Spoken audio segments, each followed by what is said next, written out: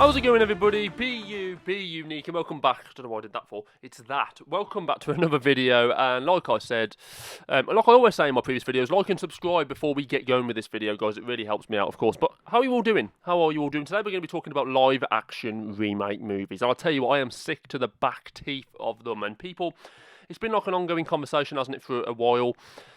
And a lot of people are saying how they kind of don't like them. They think they kind of lack any meaning or soul, and I agree with majority of it. And a lot of them obviously involve inclusiveness and all this stuff. But we're gonna talk about that. But there's been so many live action remakes. I mean, there's been so many: The Jungle Book, Aladdin, Cruella, The Lion King, Beauty and the Beast, to name a few. Cinderella, Alice in Wonderland, The Little Mermaid, bloody Dumbo, Snow White, which saw that bitch get exactly what she deserved. But I'm not a man who consumes hate or is a hateful person. I just have hate for certain people. And she is one of them. And I can't remember her name. That's how irrelevant she is. Anyway, guys and girls, welcome back to another video. And like I said, like and subscribe. Guys, live action remakes. Now, there's been so many, as I've just forementioned, so many live action remakes. And they all have a universal similarity, in my view. They are all soulless. They are all nostalgia driven, and they are all built for the purpose of making money. And you can all say, well, yes, every film is built for the purpose of making money. But live action remakes almost feel pointless. You remember when you were growing up and you watched like the old classics, the original cartoon, versions of these films when it's all hand drawn and stuff like that, like The Lion King, Oliver and Company, Fox and the Hound, the original Beauty and the Beast, and so on. They really bring back good memories for me. They really do. When I picture The Lion King, I just picture poor Mufasa falling off that cliff as Scar had his wicked way with him. I'm sorry, Mufasa. Anyway, back to the video. In truth, what I've just said is completely and utterly true. They are soulless. They are made for the purpose of making money only. And probably the worst sin of all is that they don't warrant live-action remakes. I watched The Lion King, right? The Lion King live-action remake.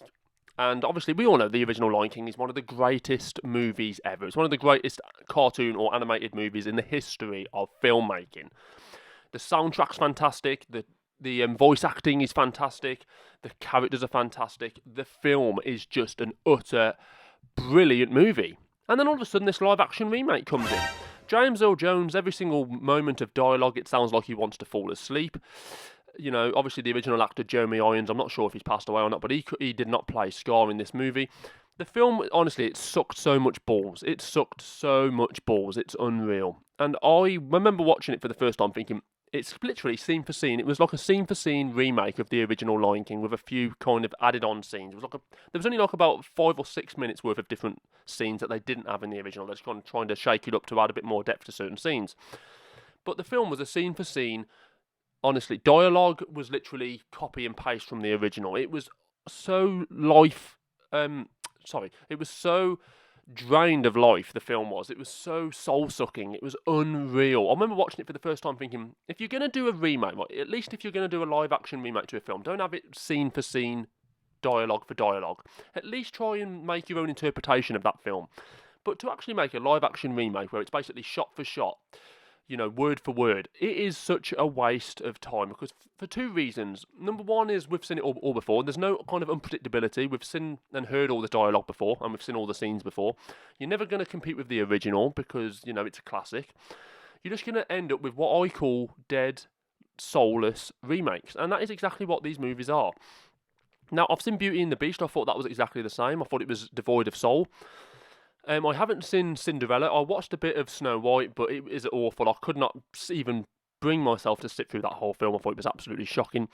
But again, these live-action films, I want to get your guys and girls' opinion on these films. What is the point in them? What is the purpose of them, apart from making money, of course? Because it's almost like a nostalgia trip for a lot of people. And people want to, I think this is another big thing as well.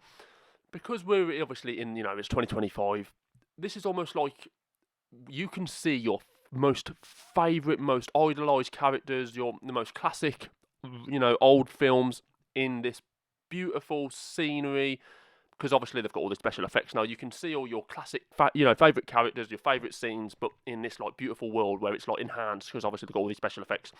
You know, it's like a new take on these old classic films, and you get to see them when they look more lifelike. It's almost like that's the kind of pull-in. It's almost like that's the pull.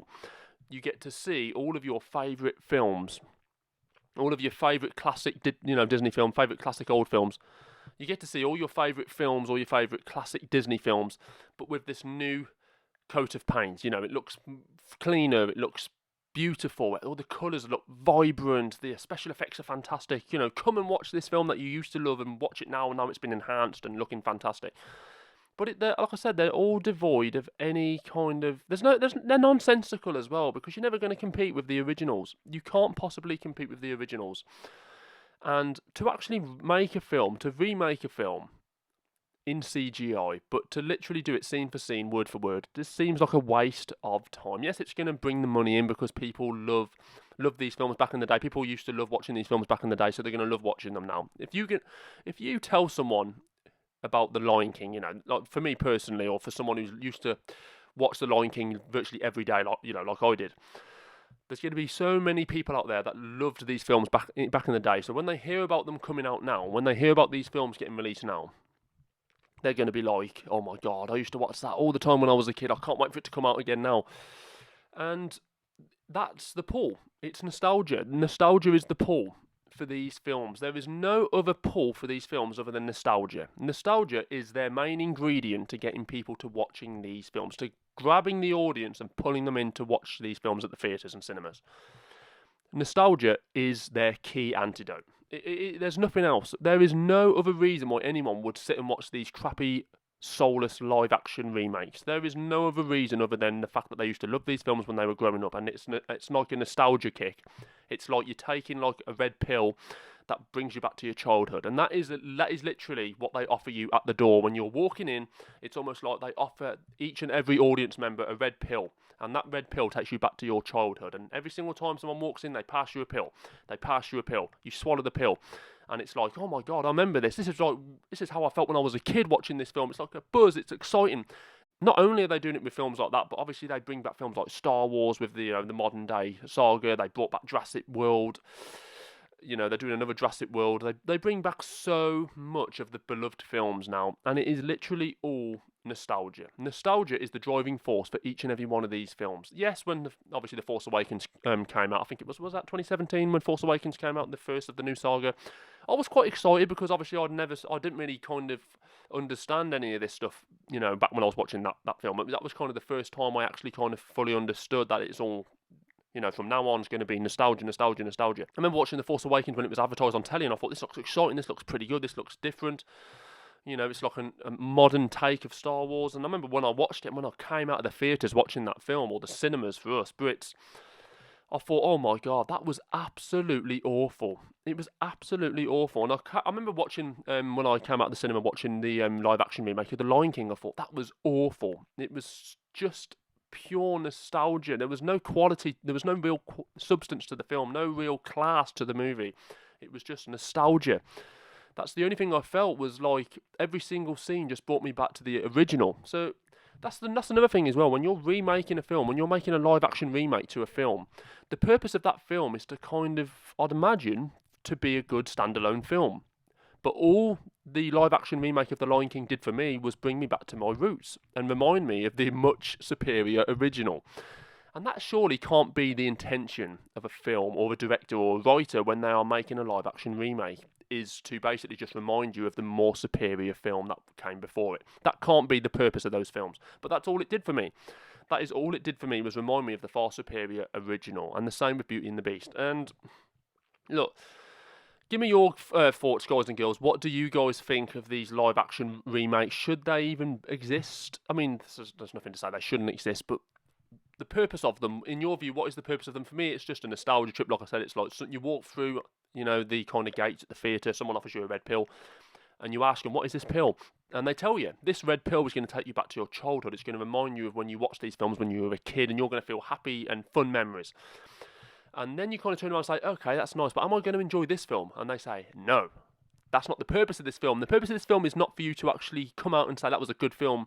The purpose of this film is for you to leave the cinema or the theatre and say, I remember the original, and that was good. Okay. But give me your take on it, guys and girls. Remember, be you, be unique. And like I said, please put in the comments below what you think of these live-action remakes. Are they good? Are they bad? Are they pointless? Are they empty, void of soul movies like I believe they are? But whatever your take is, put it in the comments below, and I will see you very shortly for another interesting video. At least I hope so. Guys and girls, thank you so much for watching, and I will see you very, very soon. Like and subscribe, as I mentioned, and take care of yourself. Bye-bye for now.